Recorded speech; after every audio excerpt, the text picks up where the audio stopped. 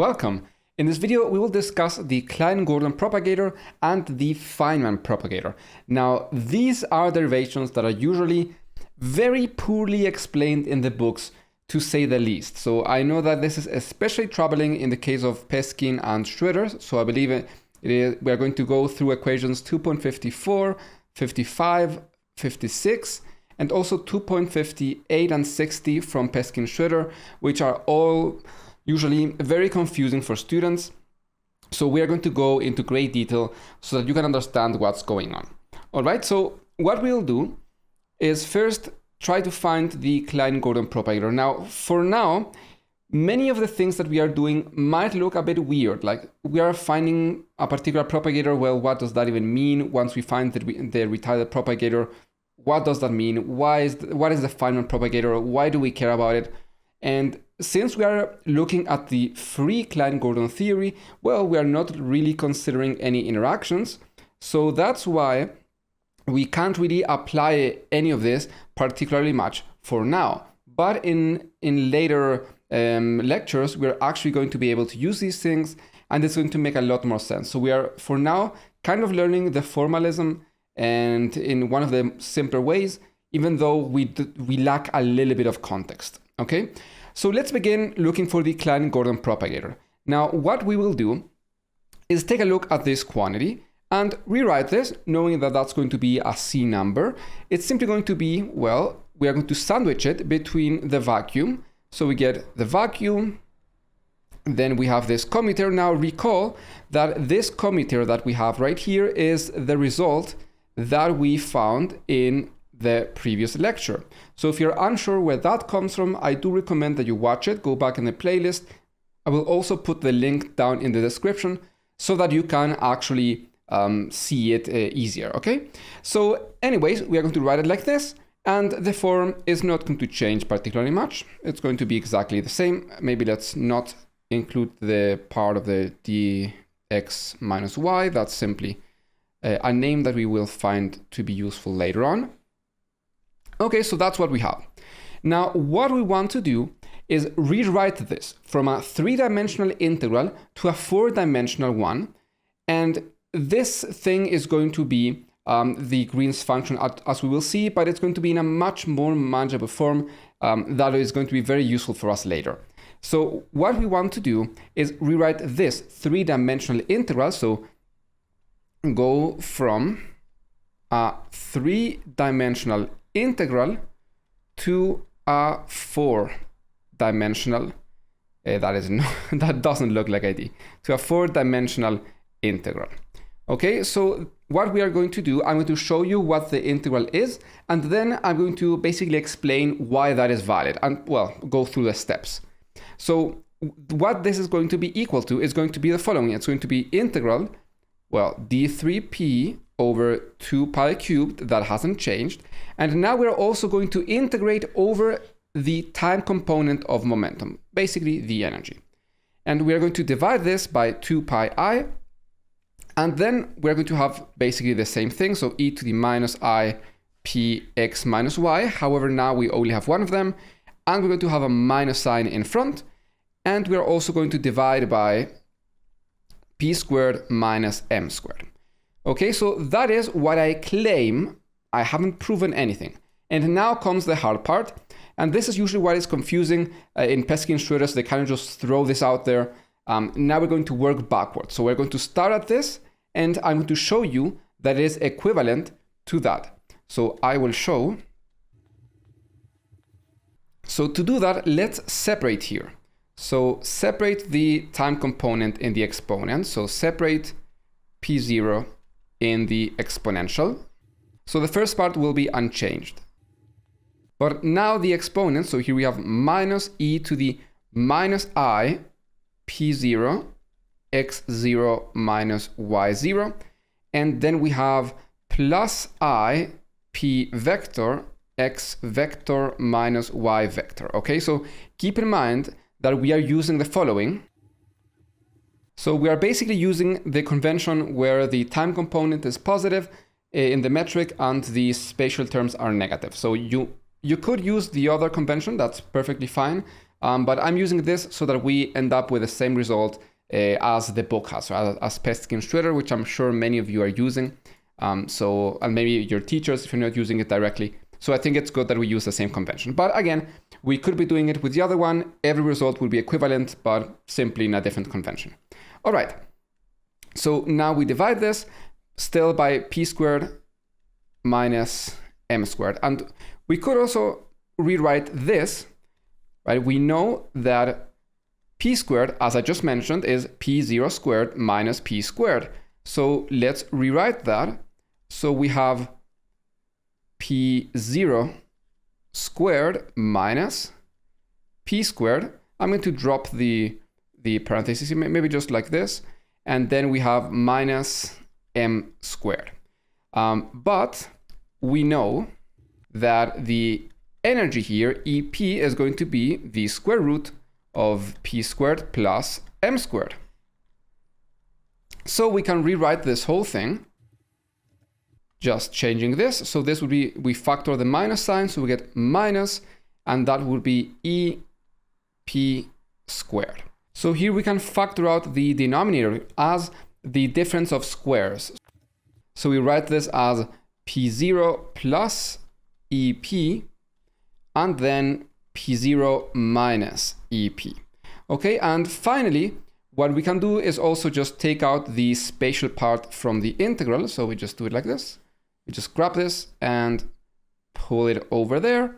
And we can now write this part, which doesn't depend on time. We just write it here as e to the I p vector x vector minus y vector. Okay, so now we have this integral that simply depends on time and nothing else. Now what we want to do is solve this integral, and in fact that is when we are going to start to get back the result that we had in the beginning. So how do we solve this integral? Well, this is done performing a complex integral and using the residue theorem. So let's do a complex integration. So first let's recall the residue theorem. So the residue theorem, so this is for a single pole. So for a single pole. Why? Well, or rather a simple pole. So this is of course because all of our poles here, we have poles here, so poles at plus and minus EP, but notice that we don't have anything squared. So none of these poles has a multiplicity greater than 1, so we don't really need to go into the derivatives, right? The residue theory in principle asks you to take derivatives. There's a factorial in the front if you are doing a higher order pole, but that's not the case. So for us, the residue theorem here will simply be 2 pi I, and then we take the limit as z goes to our pole, right, of our function. We evaluate it at zk. Well, I guess it's f of z until we apply the limit. And of course, we need to multiply times z minus zk. Okay, so that is what our integral is going to be. So our integral here, in this case, we are going to write it in general just as dz. Of course, in principle, dz is going to be dp0. And then we have just some function f of z, and this is going to be divided by its poles. So in this case, z minus zk. So that's just a quick way to recall it. So in our case, let's actually use it. So we have poles as zk, but we also need to choose a contour. So that's very important, right? So what is the contour? So we need to choose a contour. So let's take a look at this. So what we are going to do is the following. We simply draw very quickly here. Perhaps I don't have to do it that big, just like this. This is going to be the real part of P0, and this is going to be the imaginary part of P0. And the reason we do this is because we're going to apply just a little bit of a technique.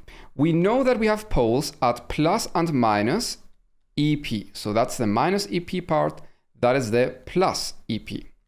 However, to perform the actual integral, we're going to use a very common trick, which is that we're going to move the pole up or down by just a very, very small quantity. So just by plus or minus I epsilon, right? So we're going to be moving it up or down in the imaginary axis, and that's going to be valid for both. So plus or minus I epsilon.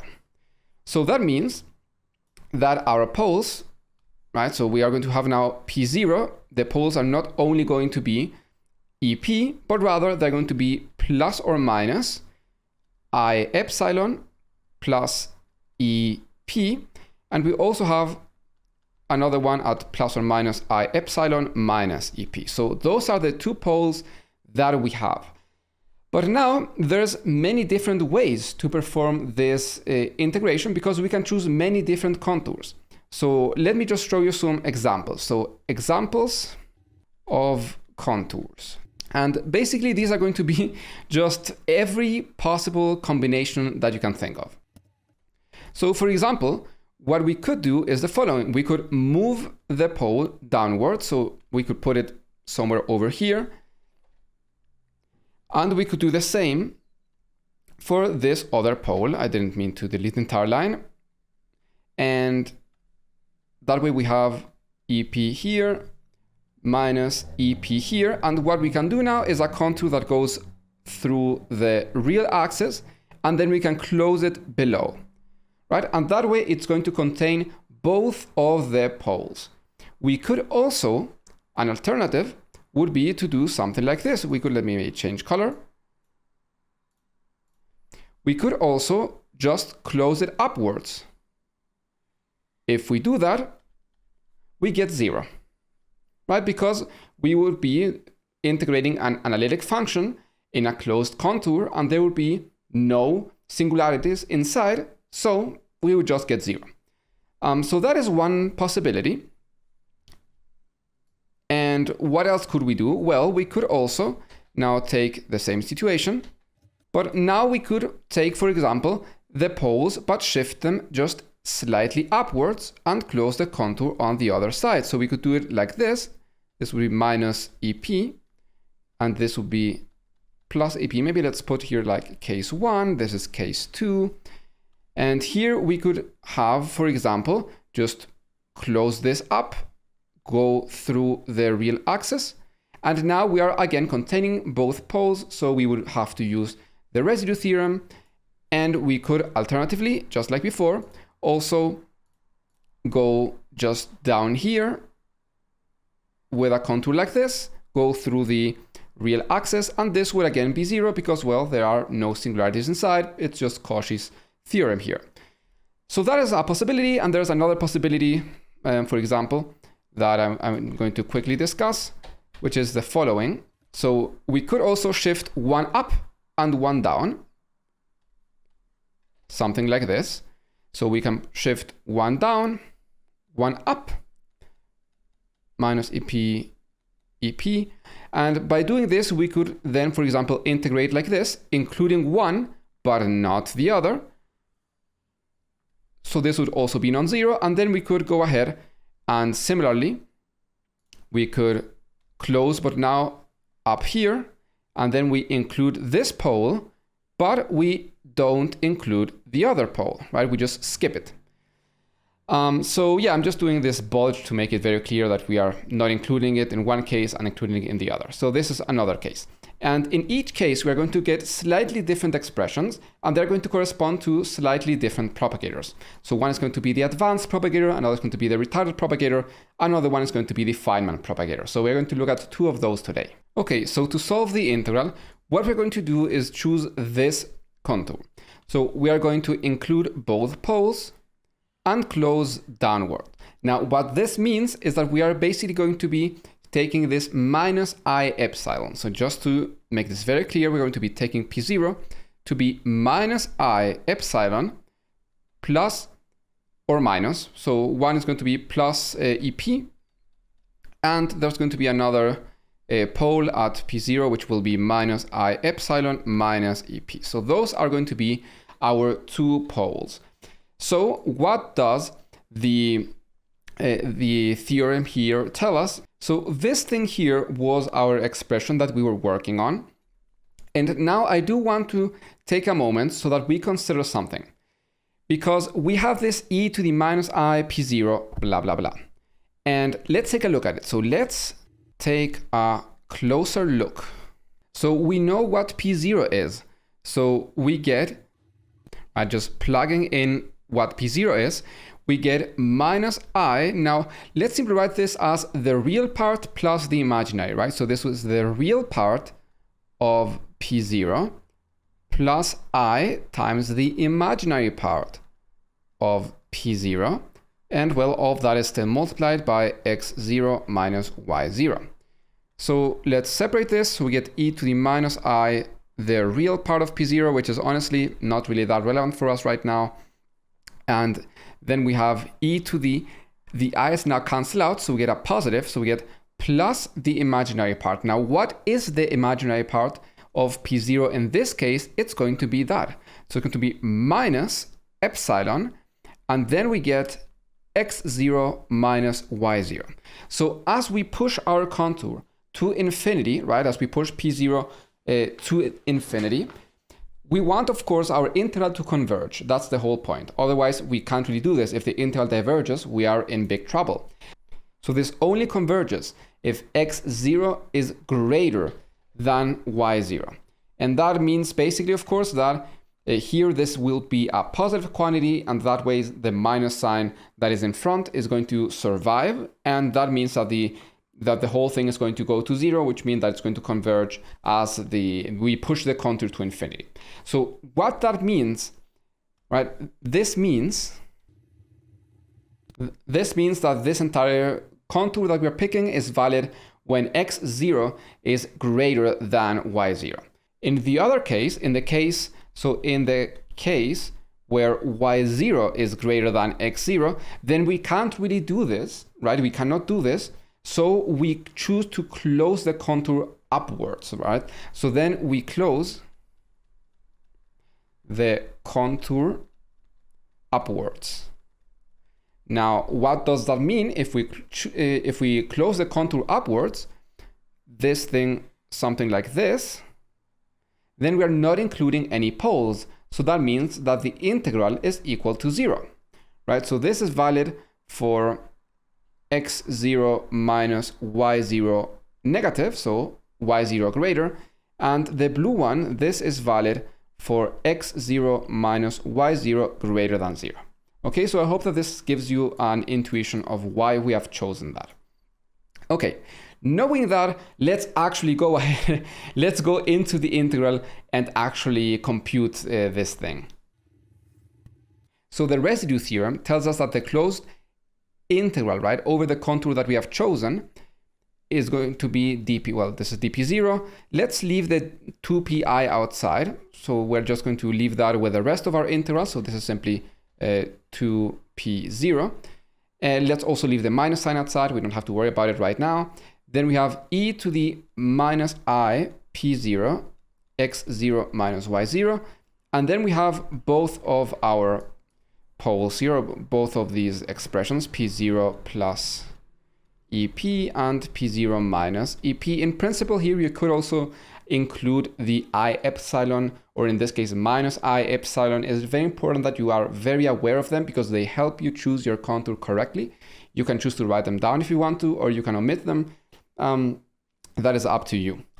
Okay, so this has to be equal to 2 pi I times the residue at each one of those. Okay, so now, well, in the pole, p0 equals minus ep. That means we have to take the limit as p0 goes to minus ep of our function, which is going to be e to the minus I p0 x0 minus y0. And we also need to multiply this thing by p0 minus the pole, so p0 plus ep. And then we have to divide this by p0 plus ep and also p0 minus ep. So this is, all of that is pole at p0 equals minus ep.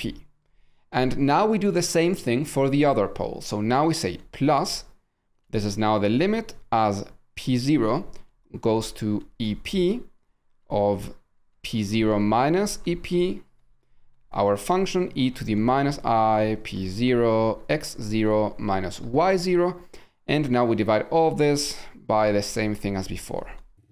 We can, of course, simplify some of these things, right? This and this cancel out, this and that cancel out. So let's apply the limit. So we get 2 pi I, and now we have e to the minus I p0 x0 minus y0. I'm going to leave the exponents unchanged for now, because we are soon going to use an algebraic trick that requires us to have it in this form. So I like to have it like this. And we are going to do the substitution, or rather we are going to apply the limit down here. So this will be minus 2 EP. And let's keep in mind that this is valid when P0 is equal to minus EP. And now let's add the second part, which is going to be e to the minus I P0 x0 minus y0. And we're going to now have 2EP. And this is valid when P0 is equal to positive EP. Okay, so we are getting quite closer now to what we wanted, but let's now plug all of this back into our original expression, right? Because what we did was just take this time integral right here, or energy integral, and now we need to include all of this. So we need to include this part, we need to include the minus, and we need to include the 1 over 2 pi I. All of those things we had left behind. So let's plug it back. Okay, so that means that we have the integral over the 3p over 2 pi cubed.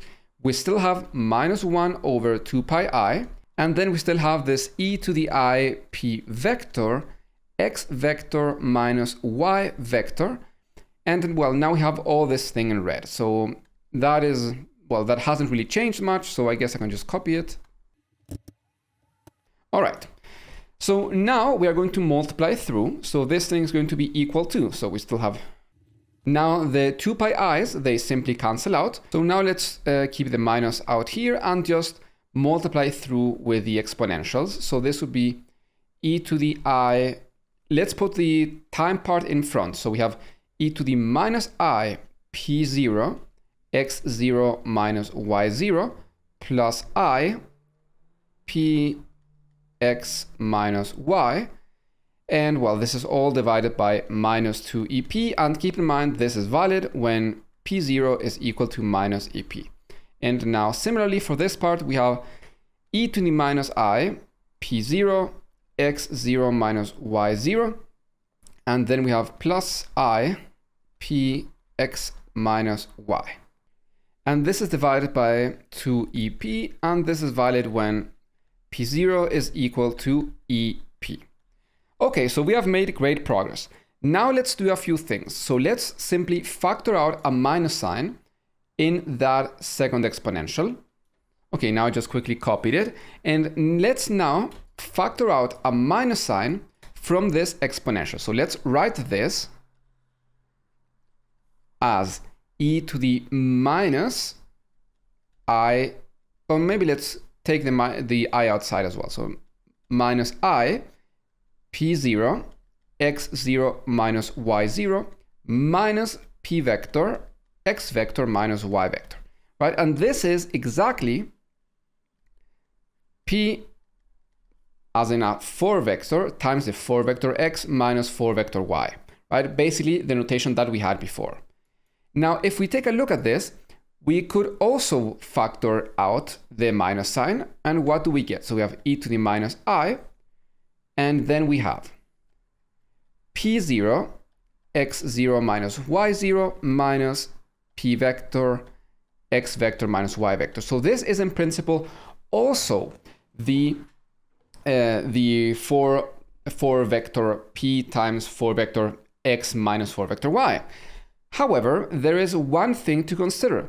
This is valid when P0 is equal to EP, and this is valid when P0 is equal to minus EP.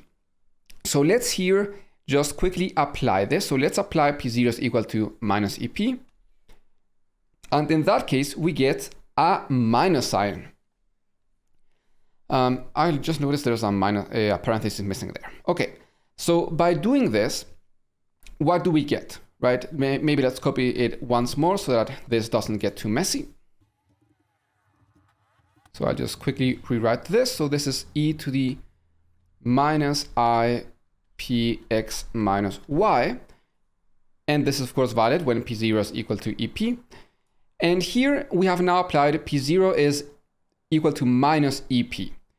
Okay, what does this really mean? Well, let's quickly multiply through once again. So basically undo the factorization earlier. So this is I ep x0 minus y0 minus, well, p vector minus x vector minus y vector. And now let's do a little bit of a thing. So let's say that this is now valid for p0 equal ep. So we're just renaming this p0. We already considered the minus sign. So this is now p0. So in light of this, what we now have is simply p for momentum, right? Or rather the 4 vector of momentum times the 4 vector of x0 minus y, x minus y. So this would be e to the I px minus y. Okay, and that is very, very, very important to consider. And I just realized there's a minus sign missing right there. Okay, so with this, we don't really need to specify this anymore, right? We are simply going to be assuming at every moment, like we did before, that the energy of the particle is going to be EP. So now we have integral of d3p over 2 pi cubed, and we can factor out 1 over 2 EP, and we can multiply by the minus. So we get e to the I px minus y minus e to the minus I px minus y. And now just to make sure that we arrive at the exact same thing that Peskin Schroeder has, what we can do is just go from p to minus p. Since we're integrating over all of momentum, it doesn't really matter. And that way we get a nice minus sign there, and this becomes positive. And there we have precisely what we started with, right? So we arrive at that. So the whole point of this, right? What were we even doing? The whole point of this was to prove that this expression right here, this 4-dimensional integral, was indeed what we have right there. So in order to actually include the prescription, because the integral wasn't exactly what it was there, right? It was a very particular prescription. It had certain values, right? So what we found was that this quantity, which we will now call dr of x minus y, right? That this is going to be the retarded green function, the retarded propagator here. This is going to be what we found. So this has two cases. This is 0 when, now what was the case again? Let's go back so that we don't make a mistake. So it's going to be 0 when y0 is greater than x0. So basically when x0 is smaller than y0, and it's going to be this little sandwich here, phi x comma phi y, in the case when x0 is greater than y0. So how do we mathematically write this? Well, we can write this using the step function. So we say, okay, this is going to be the theta function of x0 minus y0. Now, theta is a function that is like a step. So it looks like this. It is 0, 0, 0, 0, 0, 0, 0. And then it gets to the point where the thing inside is 0. And then it activates, whoop, it goes up. And then it has value 1. So that basically means that before we get to x0 equals y0, it is 0. And after that, it is 1. So that way we ensure that this condition applies.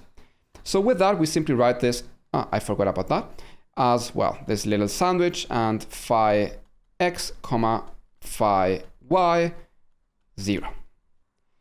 Okay, so just to quickly show you that this is actually a Green's function, let us compute the quantity d squared plus m squared, right, the Klein-Gordon operator, and have it act on this retarded propagator. So, well, let's do it. What this basically means is simply d squared plus m squared is going to have to act on this entire thing right here. And this might look very daunting, but don't worry, just keep in mind, so let's use d mu is equal to d squared. So this would be equal to. Now let's simply apply the operators. We begin with the d upper mu, and we are going to apply the product rule. So the derivative of the first times the second plus the derivative of the second time, well, and the first untouched. So let me use different colors here. So let's use red for the first part. So this would be the mu, and then we have this theta x0 minus y0. And then we have this second part untouched. And then we have this second part, which hasn't changed at all.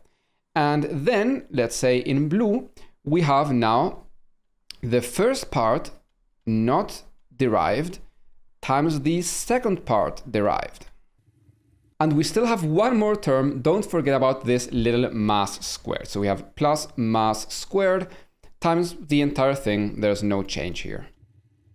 Okay, so now let's apply the second derivative, which is going to be basically the exact same thing, but so we're going to use the product rule again.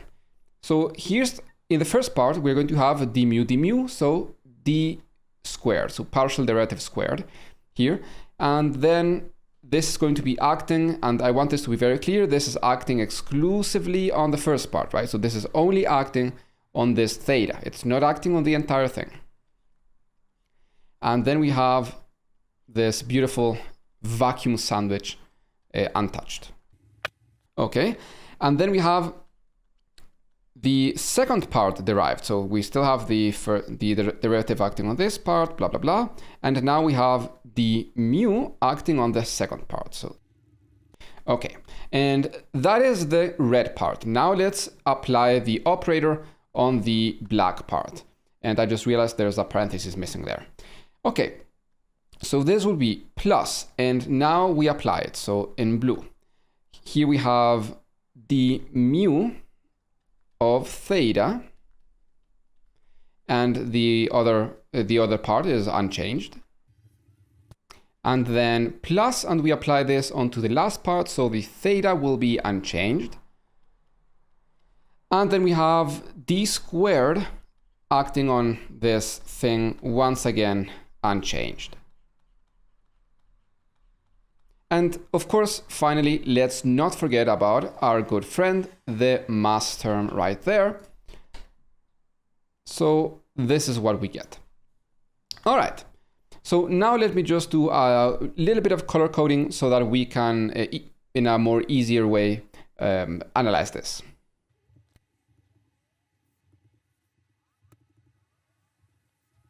Okay, so let's begin here by looking at the green term. So there, let's just use the following. So we have two derivatives basically of this theta. But now keep in mind, theta x0 minus y0 is only a function of time. So what that means is that once we apply both derivatives, right, so what we're basically applying here is going to be dt squared minus this operator squared. We're going to apply this on our theta.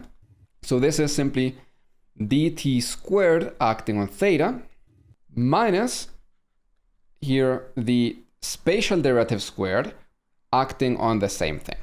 However, there is no sort of spatial component here, so this thing is 0.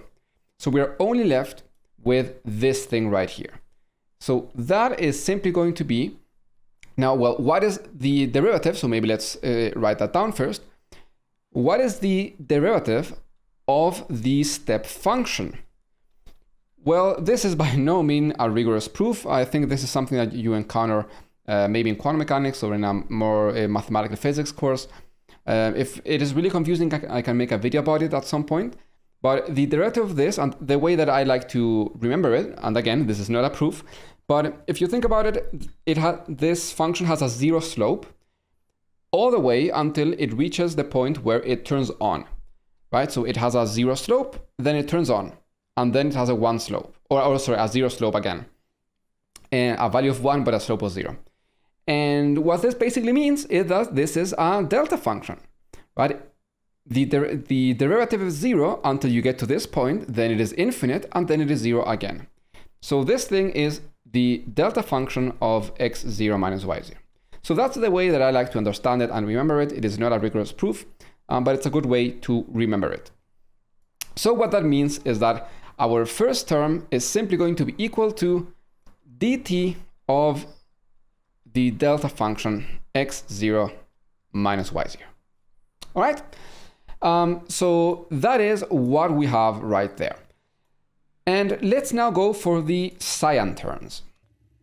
So now we have d mu acting on theta. We already know what that is. That is simply going to be the time derivative acting on theta, which, well, we also know that that is the delta, the Dirac delta, but we'll leave it for later. And then we have d mu of that thing. Okay, so, well, what exactly was d mu? So maybe let's write it here. So remember, in our convention, we have that the mu is going to be time derivative, and then we have positive spatial derivatives, and the mu down there is going to be dt and minus spatial derivatives. So writing this down, what we get is the following. We have d mu times this, so that is dt times that thing, and then we have, so first we have d mu down there, so we have a minus, so minus the spatial derivatives times the same thing. Okay, and then we have the second cyan term. So maybe let's put this aside here, and then we have plus, so actually maybe let's close this parenthesis right there. And then we have here d mu times theta. This is the same as before. So this is again going to be dt theta of x0 minus y0. And then we have d mu up there. So this is going to be the exact same thing as this, but the spatial derivatives will have a plus sign. So it's this, but there is a plus right there. So evidently, once we add them together, these two will cancel out. So we get the time derivative of the step function, which is going to be simply delta of x0 minus y0. And then we have the time derivative of this, and we can put the time derivative inside. Now here we are simply taking the derivative with respect to the x variable, not y. So that means that this is simply going to be the time derivative.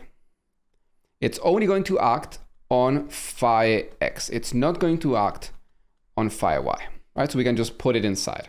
No need to worry about any sort of product rule things or any like that. None of that. Okay. So that's what we get. And this part we get twice. So we actually have 2 times this. So we have 2 times that. All right. So with this now, what is that time derivative right there? Well, we know that dt phi of x, this is the conjugate momentum. So this is going to be pi of x, right? The conjugate momentum. So that means that this entire thing is 2 times delta x0 minus y0. And then we have this little sandwich, and now it's simply pi of x and comma phi of y. But we also know what that is, right? We saw that some time ago, right? We know, so well, we use that here, and we know that that the commutator, so pi x phi y, this is minus I delta cubed of x minus y. So we can now plug all of this back in, and we have 2 times delta of x0 minus y0, and then we have a minus sign I delta cubed of x minus y, and we can now just combine our deltas and have this be this would be minus 2 delta to the fourth, and now we're simply going to have this as x minus y, and we still have the I lying around. So that is the result of the cyan term. So this right there is the result of the cyan term. So now finally we have the purple terms. So let's go for the purple terms.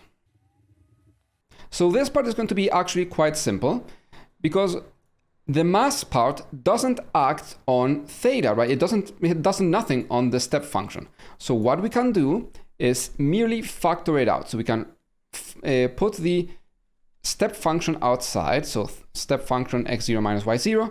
And then we have delta squared plus m squared acting on, well, this entire thing.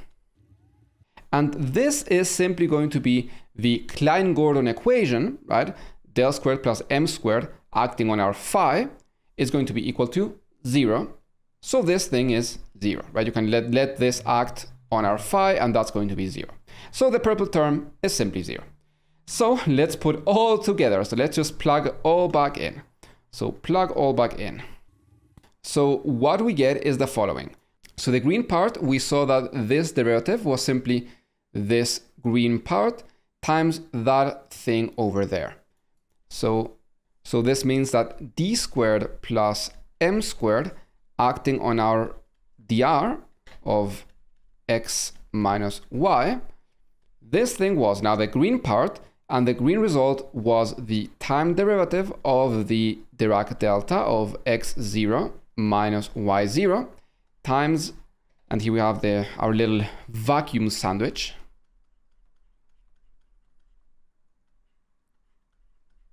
Okay, that is the first part. Now comes the second part, which was the cyan term, which is minus 2 delta to the fourth x minus yi. And then we have, well, plus 0. Okay, so let's just take a quick little look at this. I guess we could have done that in the green part, but this thing right here, we are now going to use a very important property that the Dirac delta has. So we are going to use that for the Dirac delta, delta prime, right? So the derivative times some function is the same as minus the Dirac delta times the derivative of the function. So we're going to get minus, and now the delta function of x0 minus y0 and the time derivative of this. But we already calculated it, right? We already know what the time derivative of that is. We calculated it right here. So that is simply going to give us the commutator of the conjugate momentum and the field in terms of y, which we know is minus I delta cubed x minus y. So this gives us minus I delta cubed x minus y. And then we still have this other term, so minus 2 delta to the fourth x minus yi. So with this part will now be positive, so it's going to be I delta to the fourth x minus y minus 2 times delta to the fourth x minus yi, and this is going to be minus delta to the fourth x minus y and I. And there we go. This means that the retarded propagator is a green function for Klein-Gordon, right? Once you have this equation satisfied, right, this thing is equal to what we have done there. That means that we are indeed dealing with a green function. So just like we promised at the beginning of the video, it is now time to discuss the Feynman propagator. Now, this propagator arises as a special contour of what we have already done before, right? We already did this integral at the beginning, but we included both poles either closing up or closing down for different cases of x0, y0, right? And now what we're going to do is go along the real axis. So maybe let's try and do it like that. And then close either down, in which case we will be considering one pole, because notice that one pole is shifted up, the one at minus EP, and one is shifted down, the one at EP. And that will mean that the one at EP has a factor of minus I epsilon, that's the imaginary part, and the other one has a factor of I epsilon. So that is one contour. The other contour is going to be just along the real axis as well, but this time we're going to be closing up. And that way we're going to include this pole. So we're always just including one pole, not both. And of course we now want to know, well, what does this mean for x0, for y0? So let's now go back to this expression and just work it a little bit like we did before. So just like before, let's first separate this exponent into the spatial and the time part. So that means that once we take the spatial part out, it's going to come with a minus, but there's already a minus, so it's going to be positive. So that's going to be e to the I p vector x vector minus y vector. And then we have the time integral here, dp0, 2 pi I, and then we have e to the minus I p0. So minus I p0 x0 minus y0, and we divide now by p squared plus m squared, but just like before, this is simply going to be p0 plus ep and p0 minus ep. Right, if you are unsure what this is, go back in the video to when we did this the first time and go check out that explanation. Okay, so now let's take a look at the exponent so that we can see, well, what's going on in each case. So what happens if we have I epsilon? So we have e to the minus I, and then we have the real part of p0 plus I times the imaginary part of p0, and then we multiply all of this by x0 minus y0. So in the case I epsilon, we have, well, e to the minus I, the real part of p0, which again is not all that relevant right now. That's going to be a finite quantity. And then we have this part right here, which is what we really care about. And this is going to be e to the i's give us a minus sign. There's already a minus sign, so it becomes positive. And then we have just the imaginary part. So this is going to be epsilon x0 minus y0. And just like before, we need this to converge. So this needs to converge. And right now, if x0 is greater than y0, then this thing will diverge. So that means that x0 must be smaller than y0, so that this thing here is negative and the entire thing converges. All right, so when we include the pole at I epsilon, right, the one that has I epsilon, so the one that we shifted up, we need to have x0 smaller than y0. And now let's see what happens if we have the case minus I epsilon.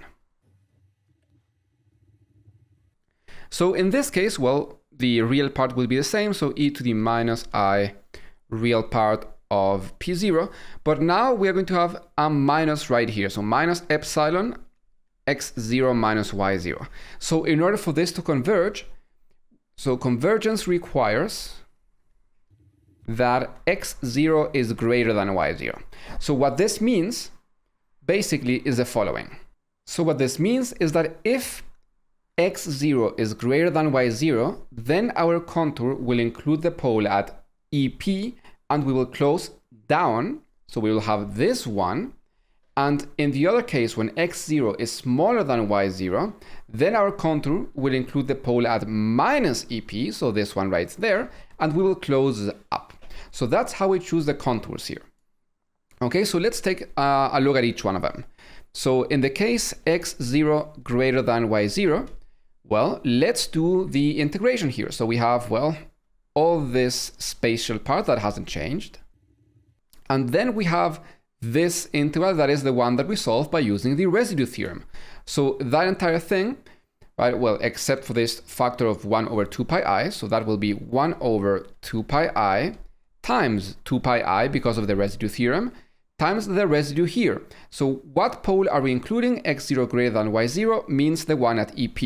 So now we need to take the limit as P0 goes to EP, we multiply by P0 minus EP, and then we have our function. So e to the minus I P0, x0 minus y0, and this is divided by P0 plus EP. Okay, so now let's just apply the limit.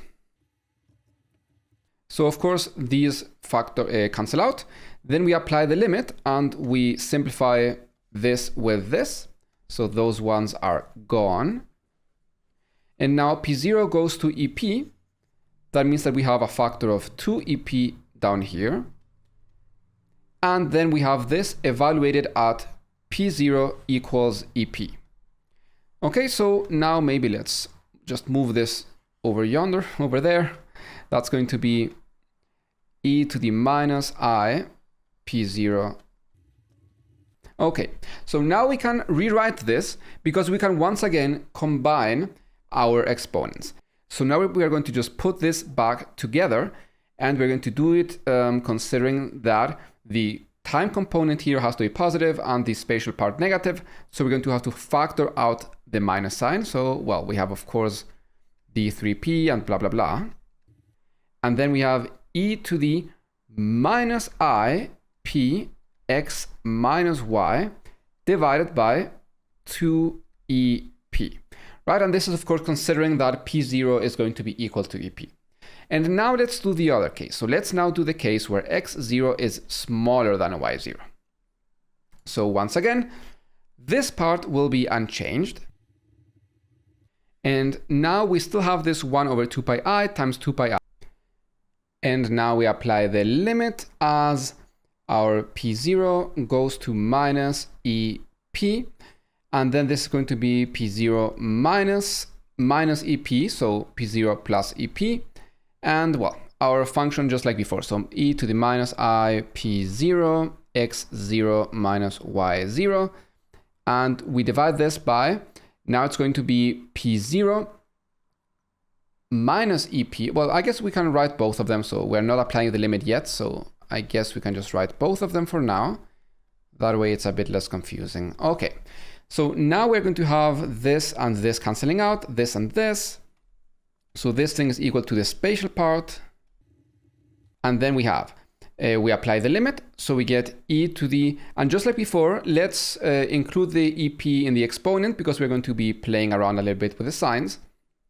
So by taking it, we're going to get e to the I EP x0 minus y0. And down here we have minus 2EP.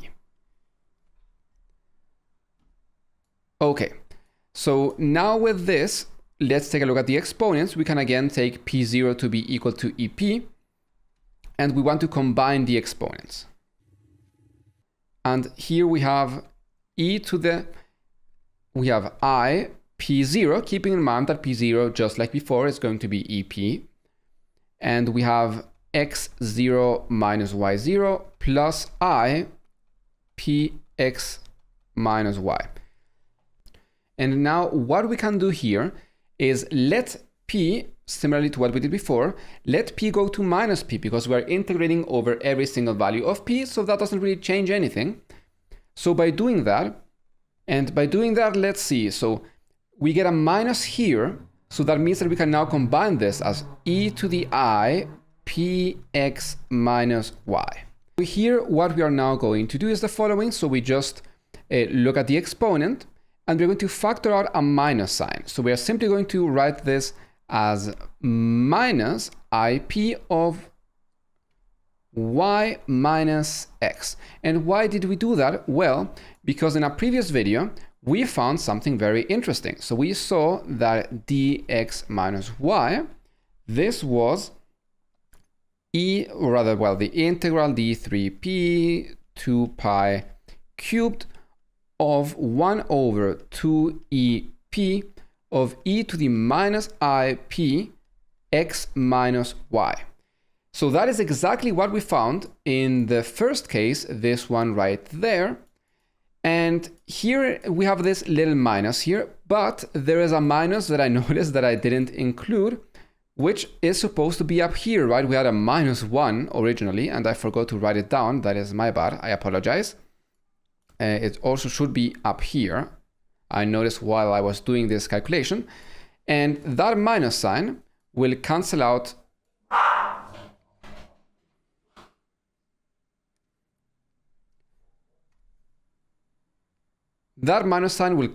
with this minus sign right here, so that we end up with, so that minus sign cancels out, minus cancels out, and we end up with this thing, but with y and x reversed. So this is dy minus x.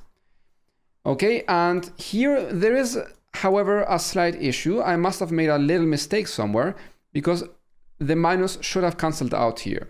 So if you do spot where it is, let me know in the comments. That way we don't have to go check it right now.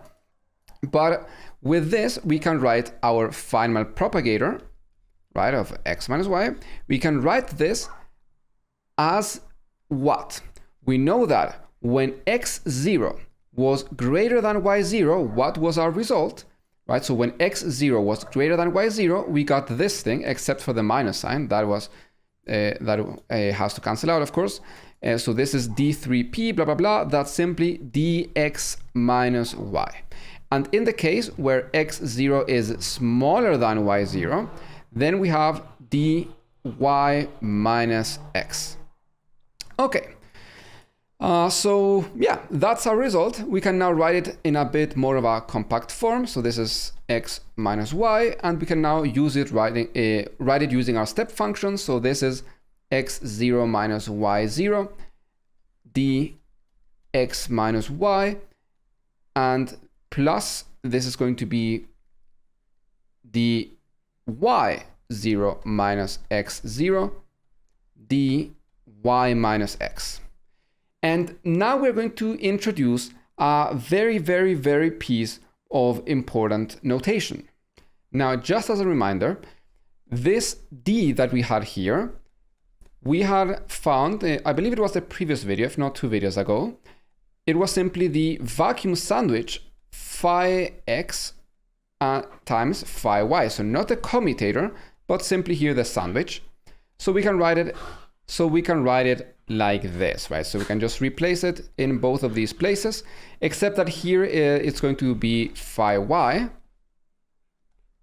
phi x. Okay, and now we're going to introduce a very important new notation. So what this is going to be now the sandwich of the time ordering operator. You may be hearing some background noise because my dogs are playing right now. And so the time ordering operator times phi x, phi y. And what the time operator does is exactly what we have up here. So it basically says, well, first we do the multiplication, right, of the later parts, and then we just go in order through each one. So that's going to be an extremely important definition that we will be using a lot in the future. All right, so there we go. So this is the Feynman propagator.